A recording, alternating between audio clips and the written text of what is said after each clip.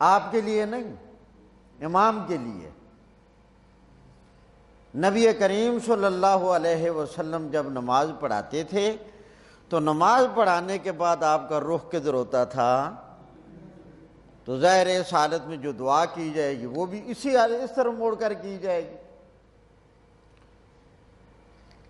یا اسی طرح جب جمعہ کا خطبہ ہو، عید الاضحیٰ کا خطبہ ہو، عید الفطر کا خطبہ ہو، حج کا خطبہ ہو، تو امام کی پیٹھ خانہ کعبہ کی طرف ہونا یہ سنت ہے، اور رخ مقتدیوں کی طرف ہو، اور مقتدیوں کا رخ قبلہ کی طرف ہو۔ فاستقبل نبی اللہ القبلہ، حضرت عمر فرماتے ہیں نبی کریم صلی اللہ علیہ وسلم نے بدر والی پہلی رات اپنا رخ خانہ کعبہ کی طرف کر لیا۔ ثم مد یدیہ، پھر نبی کریم علیہ السلام نے اپنے ہاتھوں کو پھیلا لیا، اچھی طرح کھینچ کر پھیلایا۔ فَجَعَلَ يَعْتِفُ بِرَبِّهِ، اپنے رب کو منانا شروع ہو گئے، اپنے رب کو منانا شروع ہو گئے، جس طرح کوئی اصرار کر کے ضد کر کے کسی سے کام کروائے۔ فَجَعَلَ يَعْتِفُ بِرَبِّهِ،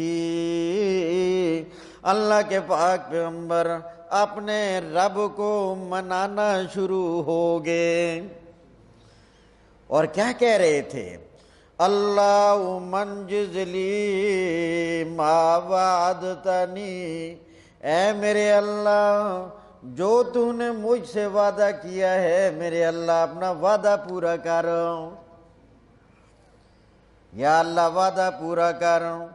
1000 دشمن، 313 میرے ساتھی، ان کے پاس اسلحہ، ہمارے پاس کوئی اسلحہ نہیں۔ اسباب کی دنیا میں وہ مضبوط ہیں، اسباب کی دنیا میں ہم کمزور ہیں۔ اللہم، اے اللہ، انجز لی ما وعدتنی، جو تو نے مجھ سے وعدہ کیا ہے میرے اللہ اپنا وعدہ ہو پورا کر دے۔ رات کا اندھیرا ہے، بدر کا میدان ہے، رمضان المبارک کا مہینہ ہے، صحابہ کی جماعت ساتھ ہے، اللہ کے پاک پیغمبر نے بے سر و سامانی کی حالت میں رب کے سامنے دامن پھیلایا ہوا ہے، ہاتھ اٹھائے ہوئے ہیں۔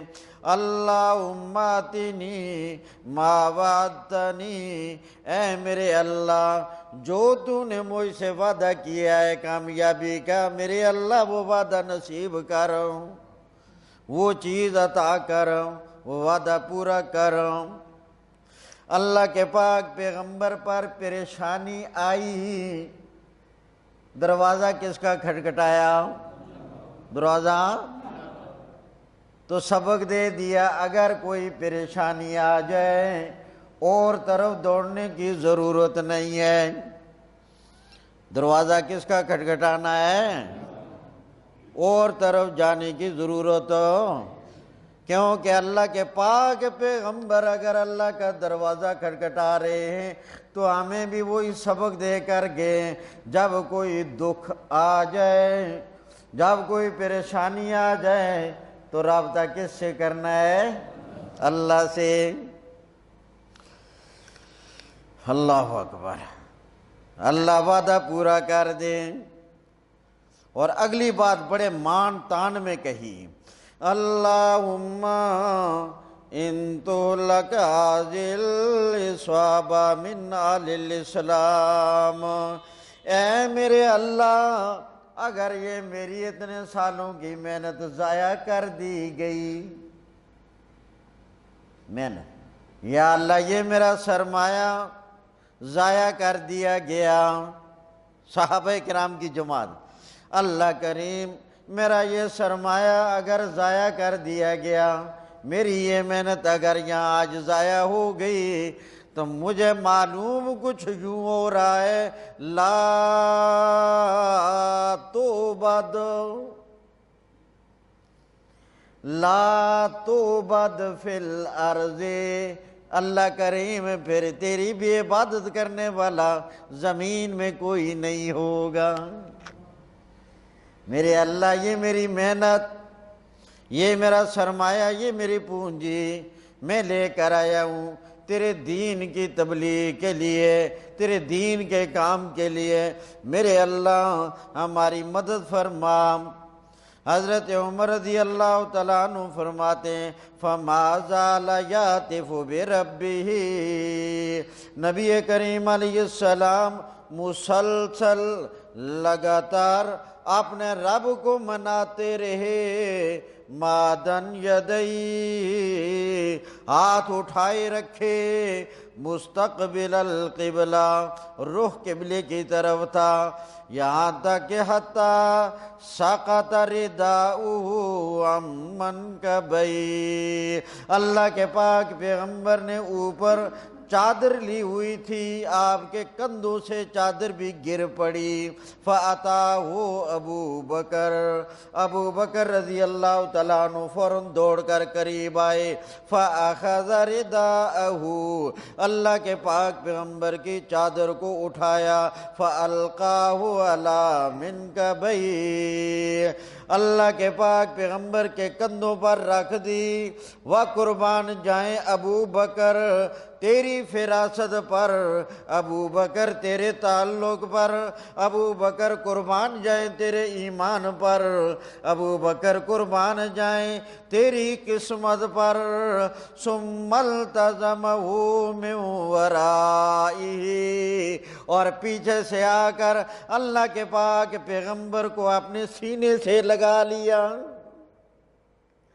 پیچھے سے آ گئے، اللہ کے پاک پیغمبر کو اپنے سینے سے لگا لیا، اور ساتھ تسلی دیتے ہوئے کہہ رہے ہیں وَقَالَ يَا نَبِيَ اللَّهِ، اے اللہ کے نبی، كَفَاكَ مُنَاشَدَتُكَ رَبَّكَ، اللہ کے پیارے پیغمبر بڑی آہوزاری ہو گئی، اللہ کے پاک پیغمبر بڑی آہوزاری ہو گئی، بہت اللہ کریم کو منا لیا، میرے پاک پیغمبر بڑی آہوزاری ہو گئی ہے، مجھے یقین ہے فَإِنَّهُ سَيَنْجِزُ لَكَ مَا وَعَدَكَ، اللہ اپنا کیا ہوا وعدہ ضرور بھی ضرور پورا کرے گا۔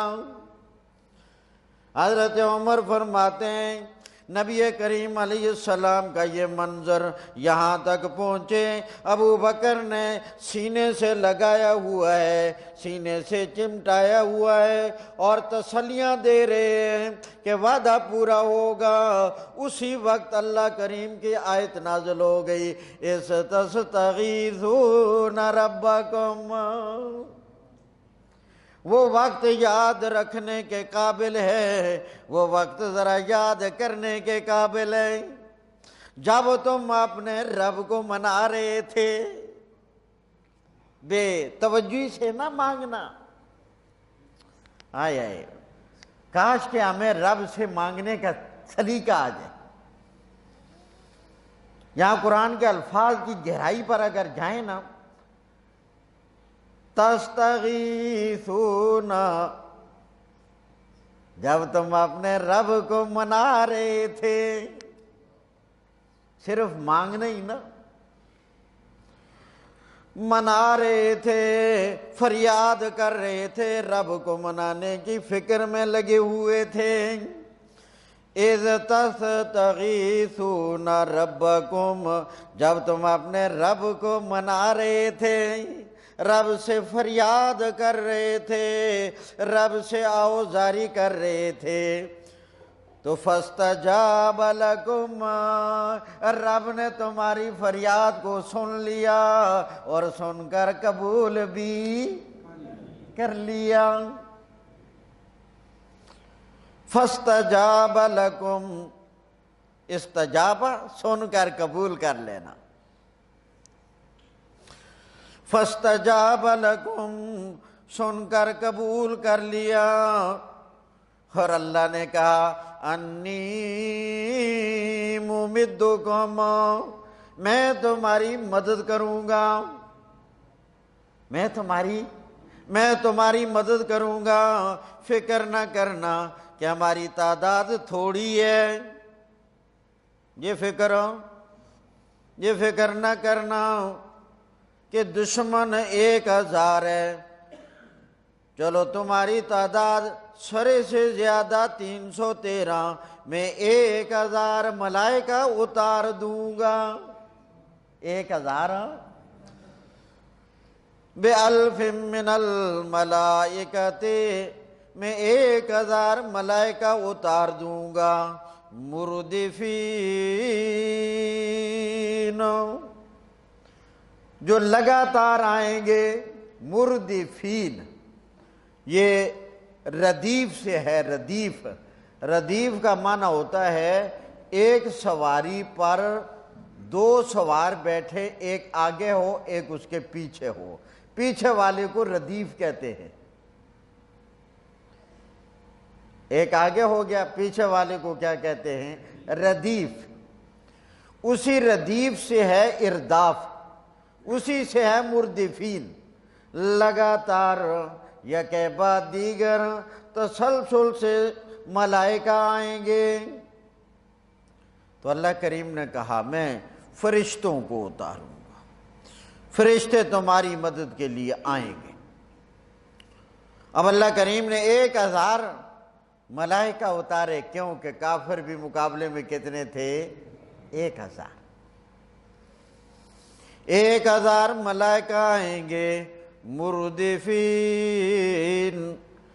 لگاتار آئیں گے یک بعد دیگر۔ تو اللہ کریم نے وعدہ کر دیا میں تمہاری مدد کروں گا، اس طرح کہ تمہاری حمایت کے لیے، تمہارے ساتھ تعاون کے لیے 1000 ملائکہ آئیں گے، فرشتے آئیں گے۔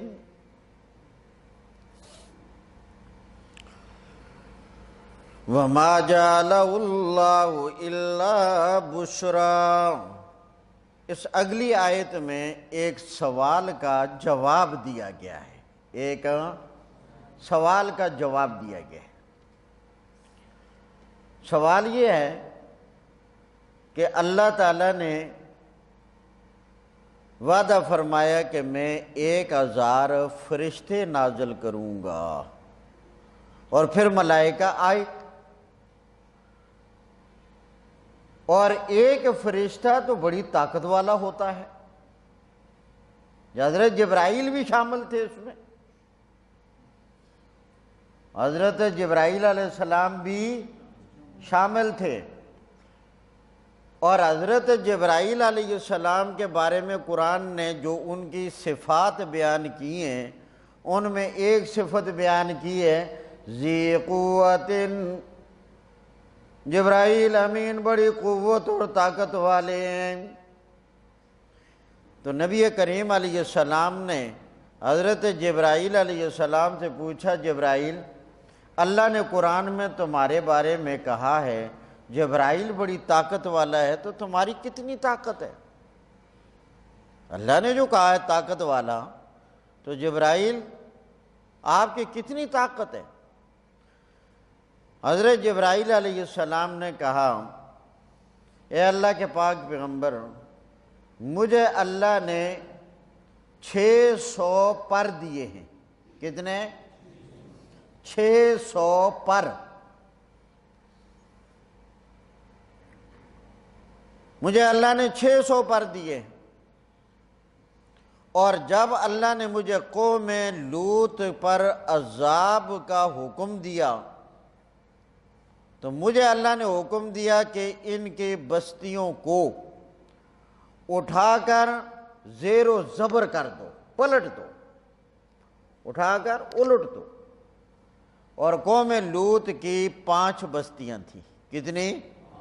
5 بستیاں تھیں۔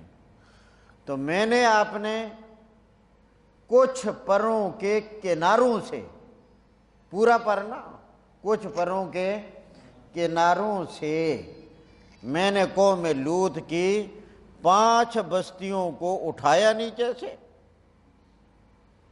یہ زمین نیچے نیچے نیچے پتہ نہیں کہاں تک میرے رب نے کیا کچھ اندر بنا رکھا ہے۔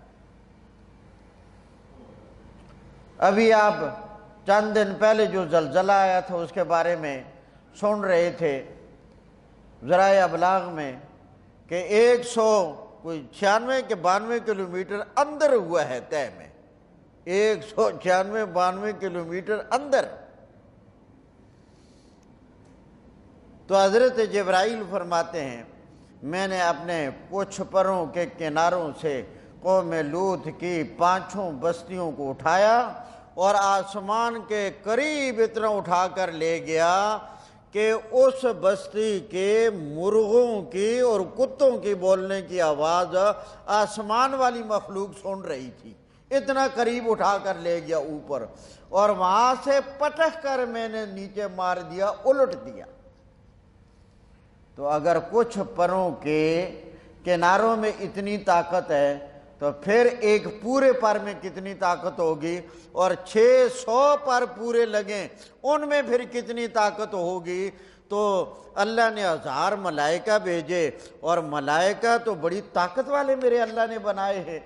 اگر 1000 ملائکہ غزوہ بدر میں آئے ہیں تو پھر کافر تو ایک بھی نہیں بچنا چاہیے تھا، یہ بچ کیسے گئے؟ یہ سوال ہے۔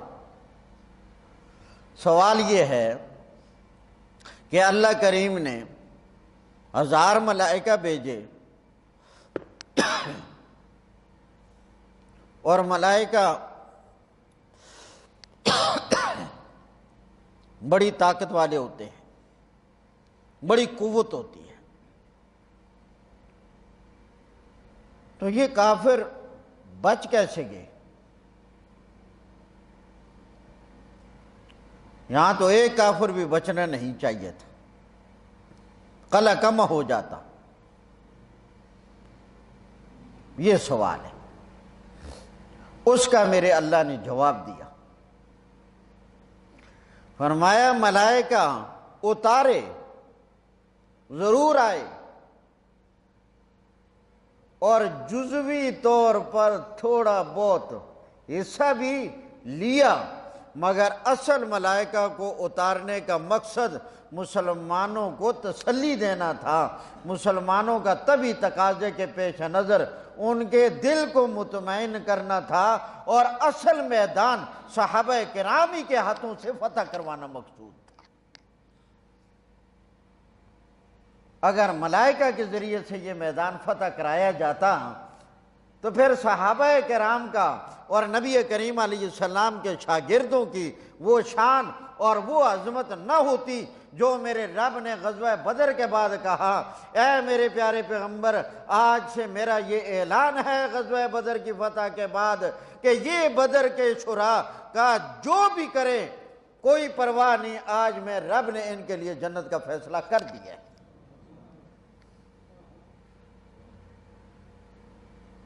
ملائکہ سے میدان فتح کروا کے ان کو یہ اعزاز دینا مقصد نہ تھا، مقصد یہ تھا کہ ہم آپ کے ملائکہ ہم آپ کے ساتھ ہیں۔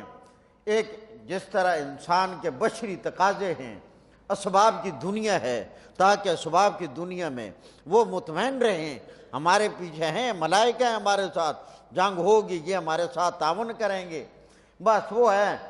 میدان میں اترے بھی اور جزوی کو دھکا شکا بھی لایا، بعض کافروں کو، بعض کو ایک آدھ معمولی سی تھپڑی بھی لگائی، مگر اصل میں اللہ کریم نے یہ میدان فتح کروانا تھا صحابہ کرام ہی کے ہاتھوں سے۔ تو ملائکہ کا آنا صرف ایک اطمینان کے لیے تھا اور بشارت کے لیے تھا، خوشخبری کے طور پر تھا، میدان ان کے ذریعے سے فتح کرانا مقصود ہو نہ تھا۔ اب ترجمے پر غور۔ وَمَا جَعَلَهُ اللَّهُ، اور نہیں بنایا ہم نے ملائکہ کے بھیجنے کو، یہ ما نفی کے لیے ہے، جعلہ بنانا اور ہو ضمیر یہ ملائکہ کے بھیجنے کی طرف، ارسال الملائکہ۔ وَمَا جَعَلَهُ اللَّهُ، اور نہیں بنایا اللہ کریم نے ملائکہ کے بھیجنے کو، الا بشرا، مگر خوشخبری دینا مقصد تھا، وَلِتَطْمَئِنَّ بِهِ قُلُوبُكُمْ، اور تاکہ ان کی آمد پر تمہارے دل مطمئن رہیں۔ وَمَن نَّصْرُ إِلَّا مِنْ عِنْدِ اللَّهِ، حقیقی مدد اللہ ہی کی طرف سے ہے۔ اور یہاں وہ مدد اللہ ہی نے کی، بے سر و سامانی کے حال میں اللہ کریم نے اتنے تھوڑے حضرات کو فتح نصیب فرمائی۔ وَمَن نَّصْرُ، اور نہیں ہے مدد، إِلَّا مِنْ عِنْدِ اللَّهِ، مگر اللہ کی طرف سے۔ إِنَّ اللَّهَ عَزِيزٌ حَكِيمٌ، اللہ بڑے غالب ذات ہے، بڑی قوت والا ہے، عزیز، غلبے والا، قوت والا، طاقت والا، حکیم، اللہ اپنے کاموں میں ہے بڑی حکمت والا۔ یہاں یہ بھی تو ہو سکتا تھا کہ اللہ آپ نے ایک امر سے کفار کو دائیں بائیں کر دیتا، مگر اللہ نے ملائکہ اتارے، میرے اللہ کی حکمت ہے۔ صحابہ کو بے سر و سامانی کے حال میں لڑایا، میرے اللہ کی حکمت ہے۔ نبی کریم علیہ السلام کو رلوایا اور اللہ کے پاک پیغمبر سے دعائیں کروائیں، یعنی اللہ کے پیغمبر دعاؤں میں لگ گئے اور اللہ خوش ہوتا رہا، اللہ کی حکمت ہے۔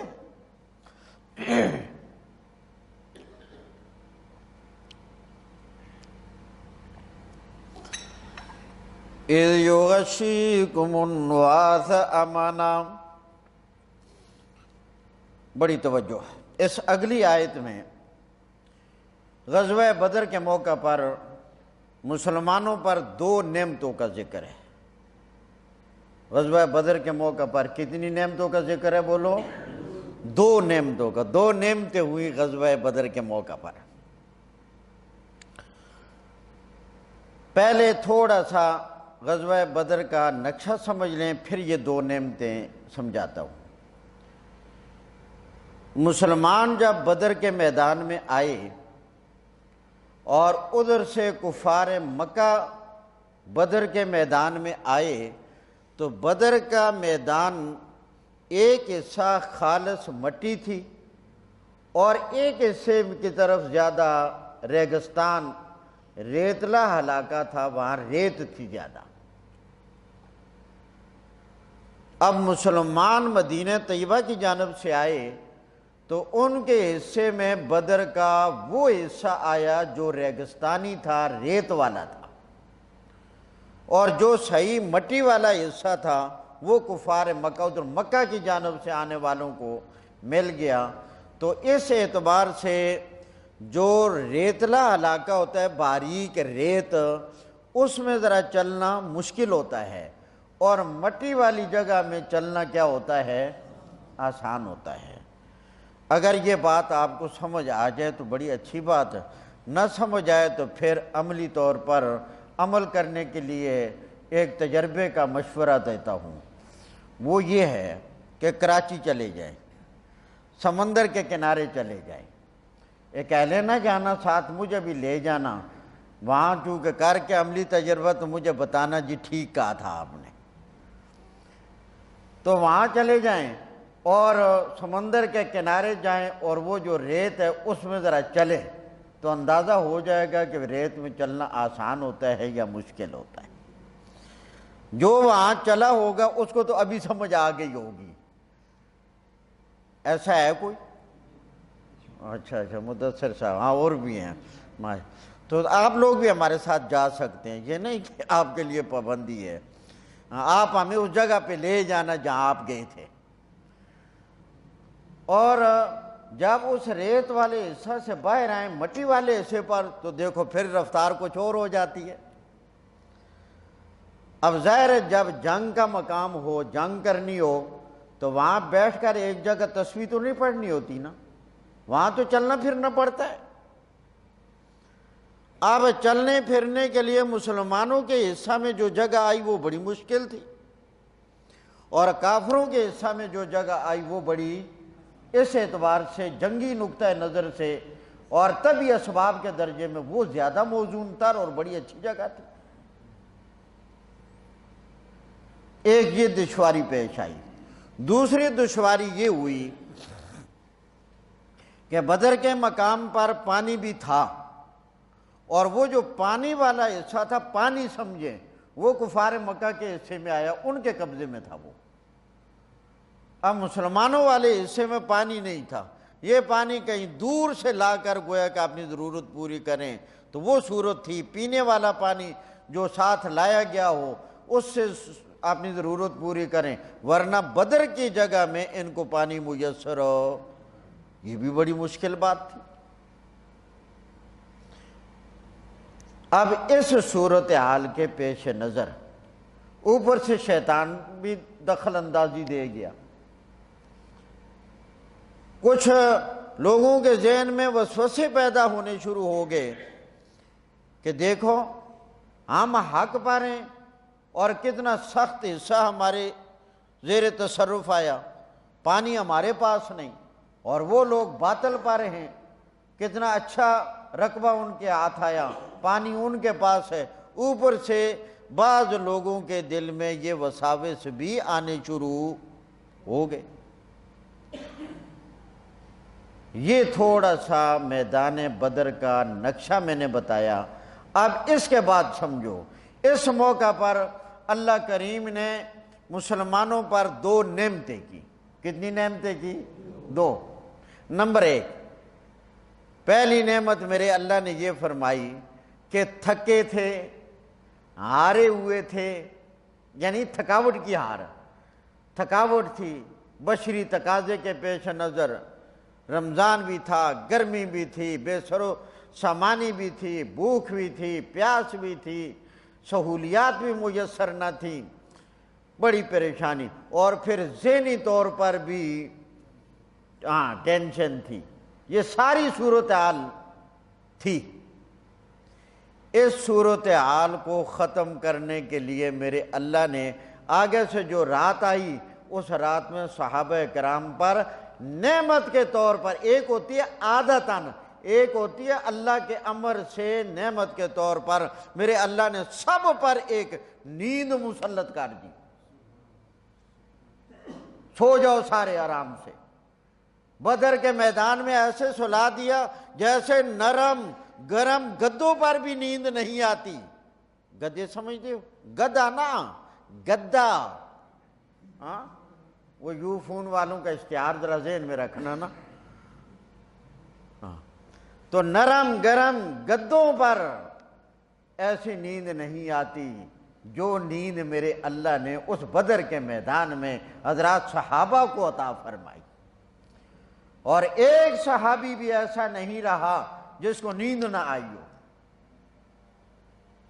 313 ہیں، 313 کے 313، ایک بھی ایسا نہیں تھا جس پر نیند نہ آئی ہو، سب کو نیند آئی، اور مزیدار نیند آئی، بڑی رحمت والی نیند آئی۔ اور جب آدمی کو بڑی بے سکونی ہو، تھکاوٹ ہو، ذرا سو جائے تو ساری تھکاوٹ دور ہو جاتی ہے کہ نہیں ہوتی؟ ایک رات کی نیند تھکاوٹ دور کرنے کے لیے دن کے 4 گھنٹے، رات کا آدھا گھنٹہ برابر نہیں ہے۔ اور پھر دن کے وقت اگر دوپہر کو تھوڑا سا، بالکل تھوڑا سا کیوں نہ ہو، قیلولہ کر لیں، نیند آ جائے تو بڑی اچھی بات، نہ آئے تو سونے کی شکل ہی بنا لے کم از کم۔ اس وقت تک کہ جو تھکاوٹ ہے، میرا رب اس قیلولے کی برکت سے جو میرے پیارے پیغمبر کا عمل ہے اور سنت ہے، اللہ تعالیٰ ساری تھکاوٹ دور کر دیتا ہے۔ اور یہ کوئی مشکل نہیں، میں اللہ کے فضل سے قیلولہ ہمیشہ کرتا ہوں، اگر کہیں سفر میں نہ ہوں یا کسی کے گھر نہ ہوں تو قیلولہ نہیں چھوڑتا۔ اور ایسی میرے اللہ نے میری مدد کی ہے، اگر میں 5 منٹ کی نیت کر کے نیچے ہو جاؤں، نیند بھی آ جاتی ہے اور 5 منٹ بعد جاگ بھی جاتا ہوں، جگانے والا کوئی نہیں ہوتا، میرے اللہ کا کرم ہے۔ 10 منٹ کی نیت کر کے نیچے ہوا، بس نیچے ہوتے ہی نیند بھی، اور 10 منٹ بعد ٹھیک جاگ بھی، تھکاوٹ بالکل ختم۔ تو پہلی نعمت یہ ہوئی کہ میدان بدر میں اللہ کی جانب سے بولو کیا آئی؟ نیند آئی، رحمت بن کر آئی۔ اور یہ بھی یاد رکھنا، میدان جہاد میں نیند کا آنا رحمت ہے، اور نماز میں، تعلیم وغیرہ میں نیند کا آنا زحمت ہے۔ ہمارے کئی ساتھی یہاں بھی اگر کوئی بیان وغیرہ میں تھوڑا سو جائے نا تو نال والا کہتا ہے بھائی پر سکینہ نازل ہو گیا، انا للہ میں، وہ آئی زحمت ہے اور آپ اس کو سکینہ کہتے ہیں۔ یا کئی ہمارے ساتھی جمعے والے دن پتہ نہیں کیا ہوتا ہے، ٹھیک ٹھاک ہوتے ہیں، جب جمعے کا بیان شروع ہوتا ہے تو میں نے تجربہ کیا ہے 3 گھنٹہ کا بیان ہو تب بھی نیند آنے والوں کو آ جائے گی، اور 5 منٹ کا بیان ہو تب بھی آ جائے گی۔ وہ کئی بیچارے اس کو سو جاتے ہیں۔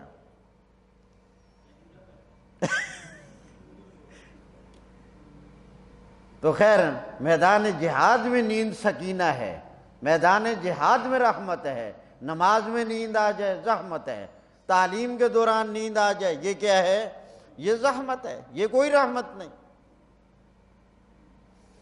کیونکہ نماز میں نیند آئے گی تو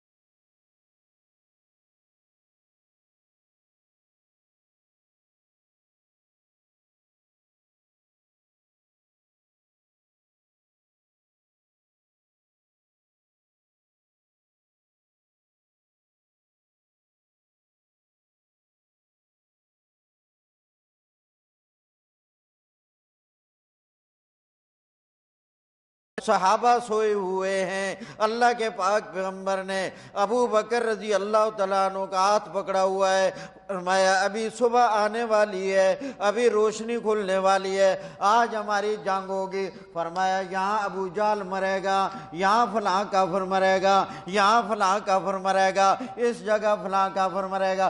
اللہ کے پاک پیغمبر نے اللہ کی جانب سے بتائے ہوئے وہ جگہیں بھی بتا دیں کہ یہاں ایسے ایسے ہو کر رہے گا۔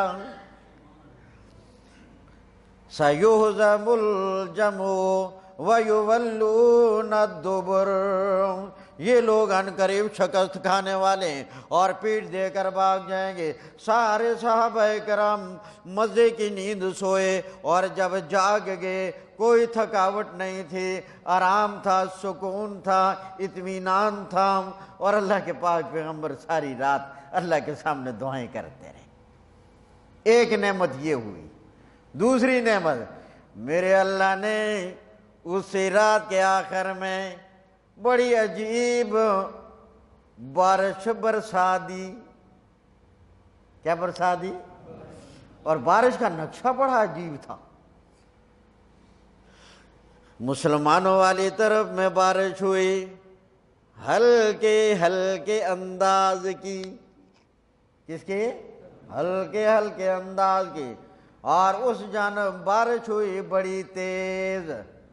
یہاں بارش کی وجہ سے ریت جم گئی۔ جب ریت پر پانی ڈال دیا جائے، ریت ذرا جم جائے، اس ریت پر چلنا آسان ہو جاتا ہے۔ اب چلنا آسان ہو گیا، راستہ ہموار کر دیا گیا کہ ابھی صبح جنگ ہوگی تاکہ تمہارے لیے چلنے میں کوئی دشواری نہ ہو۔ اور جو مٹی والا حصہ تھا کیچڑ بن گیا، توڑ نہیں سکتے، تیز چل نہیں سکتے، پھسلنے لگے، گرنے لگے۔ وہاں یہ منظر ہو گیا، یہاں یہ حال بن گیا، اور ادھر پانی بھی جمع کر لیا گیا، اور وہ جو شیطانی وسواس پیدا ہونے کے خطرات تھے ان کا بھی کلا کما ہو گیا۔ اب ترجمے پر غور۔ اِذْ يُغَشِّيكُمُ النُّعَاسَ أَمَنَةً، یغشی اس کا معنی ہے ڈھانپنا، ڈالنا۔ نعاس کا معنی ہے اونگ، ہلکی نیند۔ امانتاً کا معنی ہے امن۔ منہ سے مراد ہے اللہ تعالیٰ کی ذات۔ اِذْ يُغَشِّيكُمُ النُّعَاسَ أَمَنَةً، جب اللہ کریم نے تمہیں ڈانپ دیا ہلکی نیند کے ساتھ امن کے لیے اپنی جانب سے، اللہ کریم نے بطور امن کے تمہیں نیند میں مبتلا کر دیا، تمہارے اوپر نیند نازل کی۔ دوسری نعمت، وَيُنَزِّلُ عَلَيْكُم مِّنَ السَّمَاءِ مَاءً، اور اتارا اللہ کریم نے تو ان پر آسمان کی جانب سے بارش کو، لِيُطَهِّرَكُم بِهِ، تاکہ اللہ تمہیں پاک کر دے۔ وضو کرو، صفائیاں کرو، منہ دھو۔ وَيُذْهِبَ عَنْكُمْ رِجْزَ الشَّيْطَانِ، اور تاکہ اللہ کریم لے جائے، ختم کر دے تم سے شیطانی وسوسے کو۔ رجز وسوسہ، شیطان ہو گیا، تاکہ شیطانی وسوسے کو بھی اللہ کیا کر دے۔ وَلِيَرْبِطَ عَلَىٰ قُلُوبِكُمْ، تاکہ اللہ تعالیٰ تمہارے دلوں میں ایمان جو رکھا ہوا ہے اس ایمان کی تھیلی پر گرہ لگا دے، تاکہ ایمان اندر ہی محفوظ رہے۔ یربتا باندھ دینا، گرہ لگا دینا، تاکہ اللہ تعالیٰ گرہ لگا دے تمہارے دلوں پر، تاکہ ایمان وسوسے کی وجہ سے ضائع نہ ہو، خرابی پیدا نہ ہو، عیبدار نہ بنے، ضعیف نہ ہو، کمزور نہ ہو، وہی مضبوط ایمان رہے۔ وَيُثَبِّتَ بِالْأَقْدَامِ، اور اللہ نے اس لیے بھی بارش نازل کر دی تاکہ ریت پر چلنے میں تمہارے پاؤں جم سکے، پاؤں ٹک سکے۔ پہلے چلنا مشکل تھا۔ اللہ اِذْ یوحی ربک، اس اگلی آیت میں اللہ کریم نے غزوہ بدر کے موقع پر جو ملائکہ آئے تھے ان ملائکہ کو اللہ تعالیٰ نے 2 حکم دیے۔ غزوہ بدر میں جو فرشتے آئے تھے اللہ تعالیٰ نے ان فرشتوں کو کتنے حکم دیے؟ 2 حکم دیے۔ ایک حکم یہ دیا، فرمایا مسلمانوں کو تسلی دو، مسلمانوں کو تسلی دو، ہم تمہارے ساتھ ہیں۔ بعض جگہوں میں اچانک ملائکہ کسی نہ کسی صورت میں کوئی نہ کوئی فرشتہ حضرات صحابہ کرام کو نظر بھی آیا، اللہ نے دکھایا۔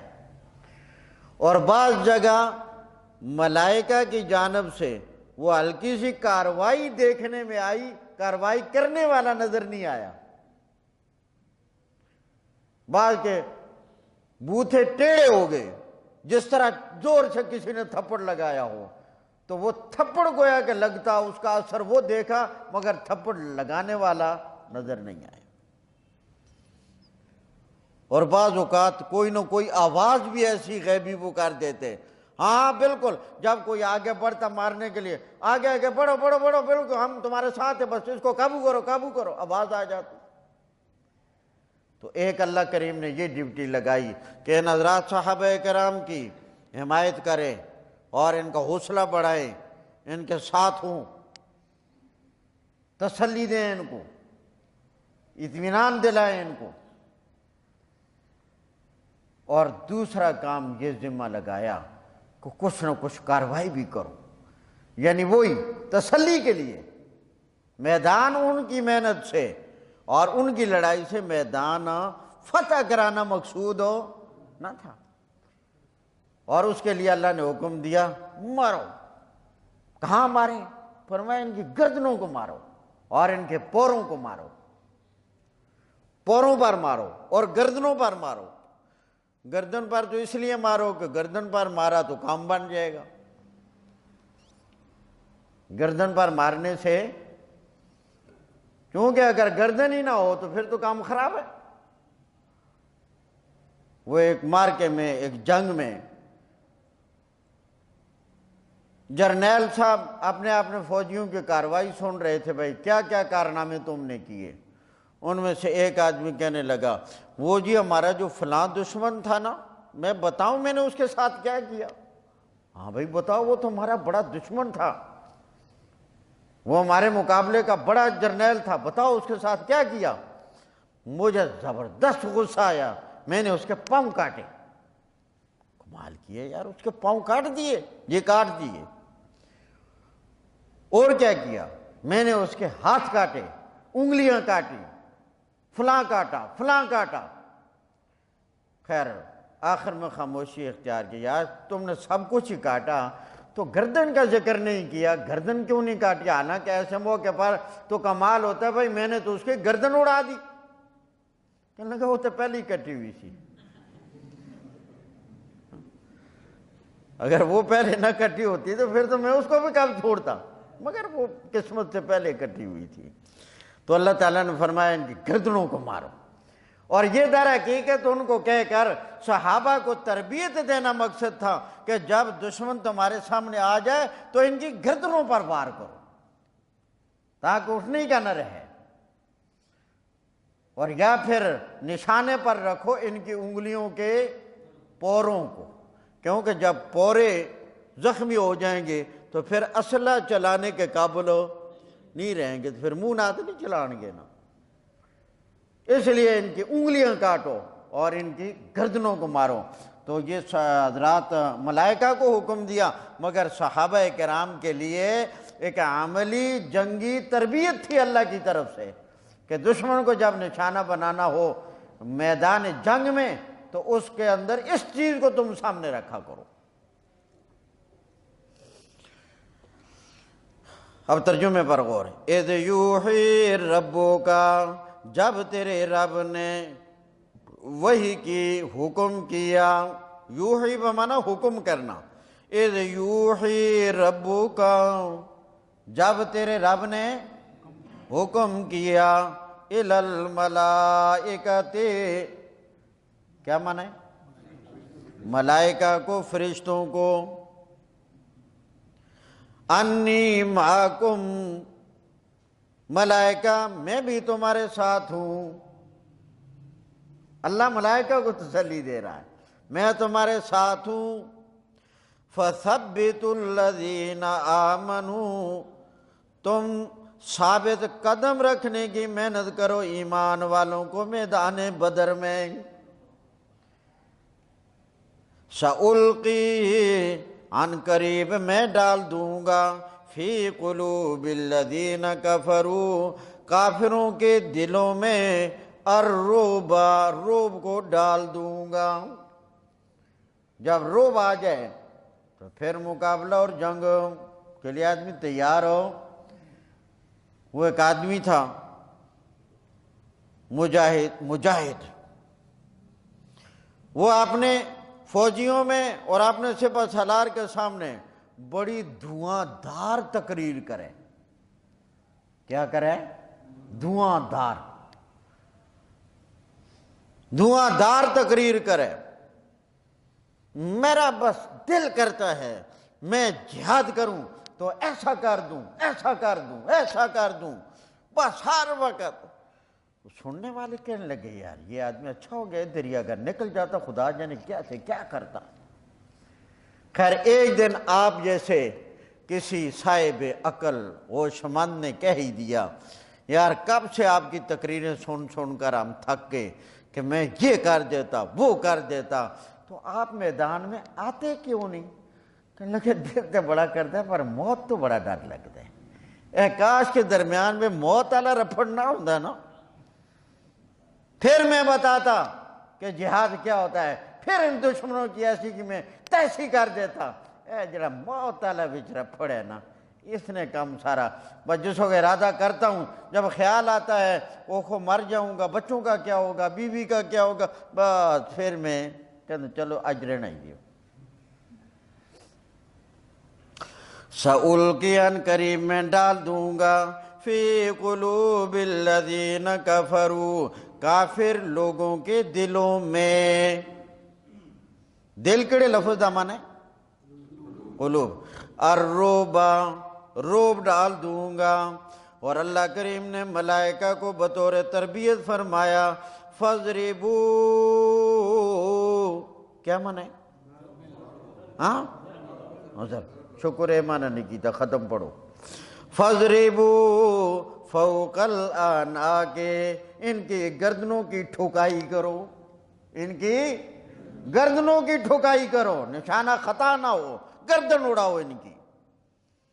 فوق مانا اوپر، آناک عنق کی جمع گردن۔ فَاضْرِبُوا فَوْقَ الْأَعْنَاقِ، ٹھکائی کرو ان کی گردنوں کی۔ وَاضْرِبُوا مِنْهُمْ كُلَّ بَنَانٍ، اور مارو ان کے ہر پورے پر، ہر بنان پورا، ہر پورے پر مارو۔ اگلی آیت میں اس کا سبب بیان کیا گیا کہ کافروں کی یہ ٹھکائی کیوں کرو، ان کے گردنوں کی ٹھکائی، ان کے پوروں کو کاٹو، یہ کیوں ایسا، وجہ کیا ہے، سبب کیا ہے، اس کا کیا جرم ہے ان کا، اس کا سبب بیان کیا گیا۔ فرمایا ذالک، یہ قتال کا حکم، یہ جنگ کا حکم، یہ ٹھکائی کا حکم اس لیے ہے بِأَنَّهُمْ شَاقُوا اللَّهَ وَرَسُولَهُ، کہ یہ اللہ کے بھی مخالف ہیں اور یہ اللہ کے رسول کے بھی مخالف ہیں، اللہ کی بات نہیں مانتے، اللہ کے رسول کی بات نہیں مانتے۔ وَمَن يُشَاقِقِ اللَّهَ وَرَسُولَهُ، اور جو بھی مخالف ہوگا اللہ کا اور جو بھی مخالفت کرے گا اللہ کے رسول کی، فَإِنَّ اللَّهَ شَدِيدُ الْعِقَابِ، اللہ بہت سخت سزا دینے والا ہے۔ ذالکم، یہ ہے بات، ذالکم یہ ہے بات کہ نافرمانی کا یہ انجام اور نتیجہ ہوگا، یہ ہے بات۔ فَذُوقُوهُ، اور انہیں کہا جائے گا چکھو اب اس سزا کا مزہ، اس عذاب کا مزہ جو تم نے اللہ کی مخالفت کی اور اللہ کے رسول کی مخالفت کی اور ان کے ساتھ گستاخانہ معاملات کرتے رہے۔ فَذُوقُوهُ، اب چکھو اس سزا کا مسئلہ، ذائقہ۔ وَأَنَّ لِلْكَافِرِينَ عَذَابَ النَّارِ، اور بے شک کافروں کے لیے آخرت میں سخت سزا ہوگی۔ یا ایھا الذین آمنوا اذا لقیتم الذین کفروا، اس اگلی آیت کریمہ میں اللہ تعالیٰ نے مومنین کو میدان جنگ کے اندر کا ایک اصول بتایا اور حکم دیا، قانون بتایا کہ جب عملی طور پر جنگ شروع ہو رہی ہو جنگ، تو اس جنگ کے دوران فرمایا کہ تم میدان چھوڑ کر بھاگ نہیں سکتے، بس اب وہیں جو بھی ہوگا دیکھی جائے گی۔ جب جنگ شروع ہو جائے عملی طور پر کفار کے ساتھ، اس جہاد سے اور اس قتال سے جب یہ لفظ آ جائے تو اس کا یہ مطلب نہیں ہوتا کہ اٹھ کر اپنوں کو مارنا شروع کر دو۔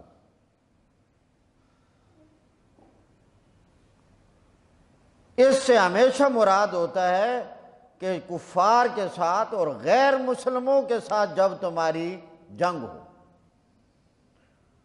اور غیر مسلموں کے ساتھ کفار کے ساتھ جو جنگ ہوتی ہے وہ ہر فرد کو جذبہ جہاد ضرور رکھنا چاہیے، مگر ہر حکم کو پورا کرنے کی کسی کی ذمہ داری ہوتی ہے۔ یہ سب سے پہلی اور بنیادی طور پر ذمہ داری ہے مسلمانوں کے حکمرانوں کی، اور وہ جب آرڈر کریں پھر کوئی آدمی پیچھے نہ رہے۔ تو جب جنگ شروع ہو جائے تو میدان چھوڑ کر پیچھے ہٹنا یہ بہت بڑا گناہ ہے، کبیرہ گناہ ہے۔ اللہ تعالیٰ نے فرمایا ہاں اگر دو صورتوں میں آدمی میدان سے ہٹے تو ہٹ سکتا ہے۔ کتنی صورتوں میں؟ دو۔ نمبر ایک، جنگی چال چلنے کے لیے، وہ جنگی چال، چلو ذرا پیچھے ہٹتے ہیں تاکہ دشمن اچھی طرح قریب آ جائے، جمع ہو جائے، میدان خالی ہوگا، تاکہ سارے قابو آ جائیں، پھر گویا کہ پلٹ کر ایسی ٹھکائی کریں گے تاکہ میدان صاف ہو جائے۔ تو جنگی چال کے طور پر اگر پیچھے ہٹیں تو یہ جائز ہے۔ نمبر دو، اگر اپنی کچھ کمزوری سمجھی جا رہی ہو، مزید کوئی لشکر لانا ہے، مزید کوئی اسلحہ لانا ہے، اس مقصد کے لیے اگر دوران جنگ میدان سے پیچھے ہٹتے ہیں تو یہ ہٹنا بھی کیا ہے؟ جائز۔ بھاگنے کے لیے پیچھے ہٹنا درست ہو۔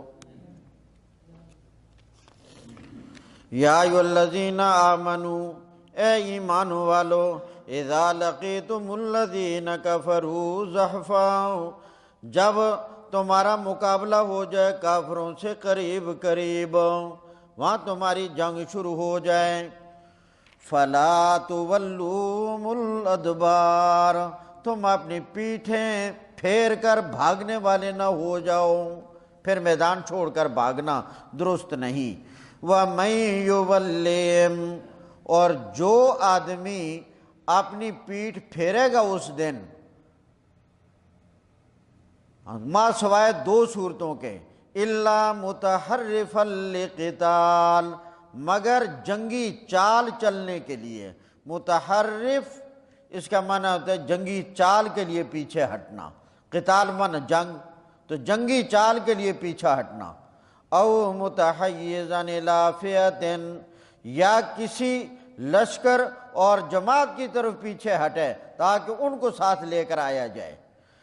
اگر کوئی آدمی ان دو صورتوں کے علاوہ میدان جہاد کو چھوڑ کر پیچھے ہٹے گا تو فقد باء بغضب من اللہ، وہ اللہ کا غضب لے کر لوٹا، ومأواہ جہنم، اور اس کا ٹھکانہ جہنم کی آگ ہوگی، وبئس المصیر، اور بڑی ہی بری جگہ ہے لوٹنے کی۔ فلم تقتلوہم، اس اگلی آیت میں میدان بدری کے اندر اللہ کی ایک اور نعمت کا ذکر ہوا، بڑی عجیب نعمت ہے کہ جب بدر کے میدان میں یہ جس رات کا میں نے ذکر کیا کہ سارے سو گئے اور رسول اللہ صلی اللہ علیہ وسلم ساری رات اسی کا واقعہ ہے۔ اللہ کی ایک مدد یہ ہوئی اس وقت کہ اللہ تعالیٰ نے فرمایا میرے پیارے پیغمبر آپ ایک مٹھی مٹی کی لیں اور ان لوگوں کی طرف پھینک دیں۔ اللہ کے پاک پیغمبر نے کہا اے اللہ اس کا کیا فائدہ ہوگا؟ فرمایا ہر ایک کی آنکھ میں یہ مٹی پہنچے گی اور ہر ایک کے چہرے پر یہ پہنچے گی اور ان کی آنکھوں میں تکلیف ہوگی اور ان کی آنکھوں میں جلن ہوگی اور ان کی آنکھوں میں درد ہوگا، تو یہ اپنی اس کشمکش میں پڑ جائیں گے اور تم اوپر سے حملہ کر دینا۔ اب دیکھو 1000 کافر ہے اور مٹھی مٹی کی ایک، یہاں سمجھ آیا کہ جہاں انسانی قوت اور انسان کی مضبوطی کی انتہا ہوتی ہے وہاں میرے رب کی قدرت کا آغاز ہوتا ہے۔ فرمایا مٹھی ہے ایک، سب کی آنکھوں میں پہنچاؤں گا، تم پھینکو اور ہر ایک کی کوئی کدھر ہے کوئی کہاں ہے کوئی کہاں ہے، ضروری سب کے نشانے پر تیاری میں لائن سے تو نہیں کھڑے۔ فرمایا پھینکنا تمہارا کام ہے اور وہ اللہ اپنی قدرت کے ساتھ بغیر اس کے بھی کر سکتا تھا، مگر کیا پتہ چلتا کہ کیا ہوا، مگر اللہ نے کہا تم ذرا اپنے ہاتھ سے یہ سبب کرو یہ کام کرو اور پھر دیکھو اگر تمہارا فعل ہوتا تو جو کچھ ہوا ہے یہ نہ ہوتا، پھر سمجھ لو کہ یہ اگلا فعل مجھ رب کا ہے۔ تو یہاں 70 آدمی ان کے پھر مارے گئے، 70 آدمی گرفتار ہوئے۔ اللہ نے فرمایا میرے پیارے پیغمبر ٹھیک ہو گیا، تلواریں نیزے یہ ان لوگوں کے ہاتھوں میں تھے، مارنے والے یہ تھے، مگر اب آپ کو سمجھ آئی کہ جس طرح یہ مٹی پھینکی آپ نے مگر ان کی آنکھوں تک پہنچانا، پھر ہر ایک کی آنکھ میں پہنچانا یہ آپ کے قبضہ قدرت میں نہیں ہے، یہ کام اگر میں نے کیا ہے، پھینکی تم نے ہے، پہنچائی میں نے ہے، فرمایا تلوار چلائی تم نے ہے اور ان کو نیست و نابود میں رب نے کیا ہے۔ اب ترجمے پر ہو فَلَمْ تَقْتُلُوهُمْ تم نے ان کو قتل نہیں کیا، فَلَمْ تَقْتُلُوهُمْ تم نے ان کو قتل نہیں کیا، وَلَٰكِنَّ اللَّهَ قَتَلَهُمْ لیکن اللہ کریم نے ان کو اپنی مدد سے قتل کیا ہے، اپنی قدرت سے قتل کیا ہے۔ وَمَا رَمَيْتَ اور آپ نے وہ مٹی نہیں پھینکی، اِذْ رَمَيْتَ جس وقت آپ نے پھینکی، وَلَٰكِنَّ اللَّهَ رَمَىٰ لیکن اللہ کریم نے پھینکی، وَلِيُبْلِيَ الْمُؤْمِنِينَ مِنْهُ تاکہ اللہ کریم آزمائے اور نعمت کرے مومنوں پر اپنی طرف سے، بلاءً حسنا اچھی نعمت اچھا احسان کرے۔ ان اللہ سمیع علیم اللہ کریم سننے والا ہے، اللہ جاننے والا ہے۔ میرے پیارے پیغمبر رات کو جاگتے رہے اور دعائیں کرتے رہے اور تم رات کو سوئے رہے، اللہ کریم سنتا ہے، اللہ کریم تمہارے حالات کو جانتا ہے، اللہ نے یہ تمہارے اوپر اپنی غیبی مدد کی ہے۔ ذالکم یہ ہے بات، ذالکم یہ ہے بات، ذرا اس پر غور کرو، ذرا اللہ کی قدرت سمجھو، ذرا اللہ کے پاک پیغمبر کی سچائی کا اندازہ لگاؤ، ذرا قرآن کریم کے حقانیت کا اندازہ لگاؤ۔ ذالکم یہ ہے بات، یہ جو ہوئی یہ ہے بات۔ وَأَنَّ اللَّهَ مُوهِنُ كَيْدِ الْكَافِرِينَ اور بے شک اللہ کمزور کرنے والا ہے کافروں کی تدبیر کو۔ موہن کمزور کرنے والا، قید تدبیر کافروں کی تدبیر کو۔ میرا خیال ہے اگلی آیت بیکاری لے گی، رکوع پورا ہو جائے۔ حاجی صاحب تو بند کرنے لگے، ہاں نماز تو اتنا ہی پڑھو گے سارے انشاءاللہ نا، بس اذان دے لو، اذان تو بعد آیت پوری کر لینے۔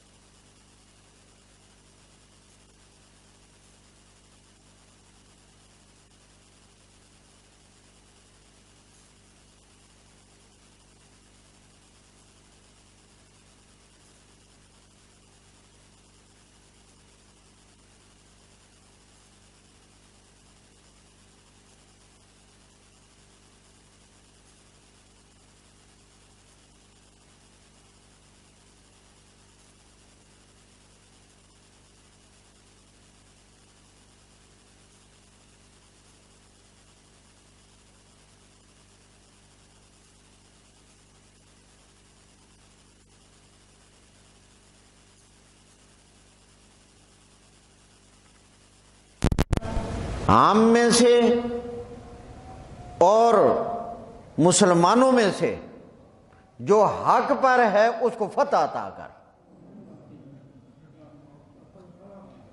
اے اللہ عام میں سے جو مسلمانوں میں سے جو حق پر ہے اس کو فتح عطا کر۔ اور ساتھ ہی اگلا جملہ، واہ میرے اللہ تیری شان، فرمایا عام میں سے جو حق پر نہیں ہے اس پر پتھر کی بارش برسا۔ یہ دعا دوسری جگہ قرآن میں بیان کی گئی ہے، تو یہاں صرف اشارہ ہے آتے ہوئے یہ دعا کی، میرے اللہ نے یہ دعا ان کی قبول کر لی۔ مسلمان حق پر تھے، دعا انہوں نے مانگی، ان کی دعا اللہ نے قبول کر کے مسلمانوں کو کیا دے دی؟ فتح۔ لو تم آ رہے تھے تو حق والوں کے لیے فتح کی دعا کر کے آئے ہو، تو وہ فتح مل گئی ہے۔ اور باقی جو کہا پتھروں کی بارش برسا، اللہ نے وہ نمونہ بھی دکھا دیا، پیارے پیغمبر کو کہا مٹی پکڑے اور پھینکے، ان تک پہنچانا میرا کام ہے، وہ کام بھی ہو گیا۔ اب ترجمے پر غور ہے۔ ان تستفتحوا، یہ جمع مذکر حاضر کا صیغہ ہے خطاب کا، اور یہ خطاب ہے مشرکین مکہ کو۔ ان تستفتحوا، اگر تم فتح کی دعائیں کر رہے ہو، اگر تم فتح کی دعائیں کر رہے ہو، اگر تم حق والوں کے لیے فتح مانگ رہے ہو، تو فقد جاءکم الفتح، آ گئی ہے فتح۔ وَإِن تَنْتَهُوا، اے مشرکین اگر تم ان مسلمانوں کے ساتھ اور رسول اللہ کے ساتھ جنگ کرنے سے باز آ جاؤ، فَهُوَ خَيْرٌ لَكُمْ، وہ تمہارے لیے زیادہ بہتر ہے۔ اور اگر تم باز نہیں آؤ گے، وَإِن تَعُودُوا، اگر تم لوٹ کر پھر آؤ گے جنگ کے لیے، تو نعود، ہم بھی مسلمانوں کی مدد کے لیے لوٹ آئیں گے۔ وَلَن تُغْنِيَ عَنْكُمْ فِئَتُكُمْ شَيْئًا، ہرگز تمہاری جماعت تمہارے کچھ کام نہ آئی۔ کہاں ہے وہ تمہاری جماعت؟ آج وہ تمہارے کام نہ آئی، تمہاری کثرت تمہارے کام نہ آئی، تمہارا مال تمہارے کام نہ آیا، تمہارا اسلحہ تمہارے کام نہ آیا، وہ تمہاری خوشیاں آج تمہارے کام نہ آئیں۔ وَلَوْ كَثُرَتْ، اگرچہ تمہاری جماعت بھی بڑی زیادہ تھی، اسلحہ بھی بہت تھا، مگر کچھ کام نہ آیا، کیونکہ اللہ کریم کی مدد مومنوں کے ساتھ تھی اور حق والوں کی فتح ہو گئی۔ وَأَنَّ اللَّهَ مَعَ الْمُؤْمِنِينَ، بے شک اللہ کی مدد مومنوں کے ساتھ ہے۔ اللہ تعالیٰ میں سمجھ نصیب فرمائے۔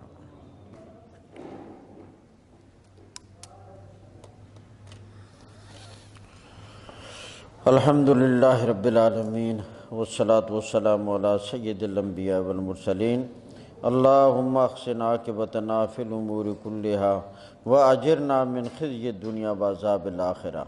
یا اللہ سب کا آنا بیٹھنا سننا قبول فرما۔ یا اللہ ایمان کی مضبوطی نصیب فرما۔ یا اللہ ہمارے کاموں میں تو ہمارا مددگار بن جا۔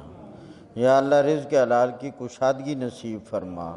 اللہ کریم کسی کا محتاج نہ کر، یا اللہ کسی کا محتاج نہ کرنا، یا اللہ اپنے ہی محتاج کر۔ یا اللہ عزت والی زندگی نصیب فرما۔ یا اللہ سکون خوشحالی والی زندگی نصیب فرما۔ یا اللہ صحت والی دین والی زندگی نصیب فرما۔ یا اللہ پریشانیوں سے، مشکلات سے، حادثات سے، مصیبتوں بلاؤں سے، زمینی آسمانی آفتوں سے میرے اللہ سلامتی اور عافیت نصیب فرما۔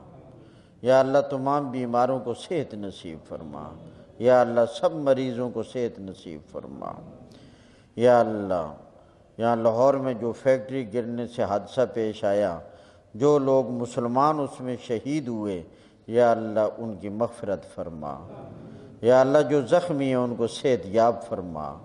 یا اللہ آئندہ میں اس طرح کے حادثات سے میرے اللہ سلامتی اور عافیت نصیب فرما۔ یا اللہ ناگہانی اور حادثاتی موت سے ہمیں بچاؤ۔ یا حی یا قیوم برحمتک استغیث برحمتک یا ارحم الراحمین۔